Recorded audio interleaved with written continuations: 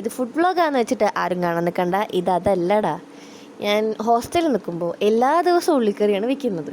അതിൽ നിന്ന് കുറച്ച് ഡിഫറെൻ്റ് ആയിട്ട് വല്ല പരിപ്പ് കറി വെക്കാമെന്ന് വിചാരിച്ചു. എനിക്ക് പരിപ്പ് കറി ഭയങ്കര ഇഷ്ടമാണ്. നിങ്ങൾക്ക് ആർക്കെങ്കിലും ഇഷ്ടമാണെങ്കിൽ ഒന്ന് കമൻറ്റ് ഇട്ടു കേട്ടോ. അല്ല, എന്നെ പോലെ ആരെങ്കിലും പരിപ്പ് ലവറുണ്ടോയെന്ന് അറിയാൻ വേണ്ടിയിട്ടാണ്.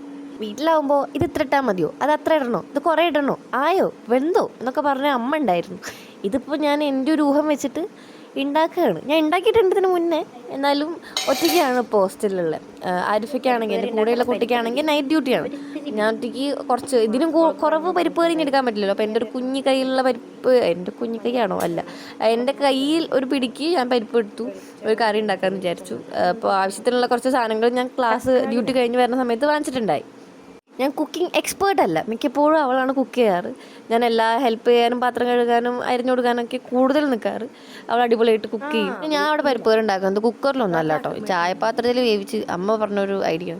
പണ്ടൊക്കെ അങ്ങനെയായിരുന്നല്ലോ, ചട്ടിയിലൊക്കെ ആയിരുന്നല്ലോ. ഇവിടെ ചട്ടി കിട്ടാനില്ല. ഞാൻ ചായപാത്രത്തിലാക്കുന്നു. കഴിഞ്ഞിട്ട് മറ്റേ ഒരു പാത്രം അതിലെടുത്ത് കറി ഉണ്ടാക്കണം. വേപ്പിൻ്റെ എല്ലാ പറമ്പിലുണ്ടായി, അതെടുത്ത് പൊട്ടിച്ചു. പിന്നെ കഷ്ണങ്ങൾ കുനുകുനായിരിക്കുന്നത് യൂട്യൂബിൽ കണ്ടായിരുന്നു. അപ്പോൾ അത് വെച്ചാക്കി. സാധാരണ ഇതൊക്കെ അമ്മ ആക്കി തരാറുണ്ട്, വേറെ കഷ്ടപ്പാടേ.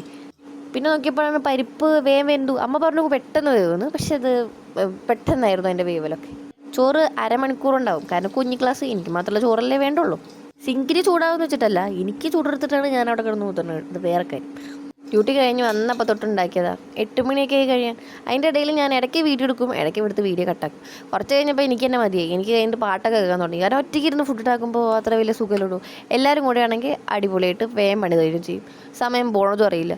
ഇത് ഒരു 5-6 മണി തുടങ്ങി 8 മണി വരെ ഞാൻ എഴഞ്ഞ് ഓരോന്ന് ഉണ്ടാക്കി വേഗം തന്നെ ചോറുണ്ടു. അത് കഴിഞ്ഞിട്ട് മതി ഇനി കുളിയൊക്കെ. അപ്പം പിന്നെ നാളെ കാണാം.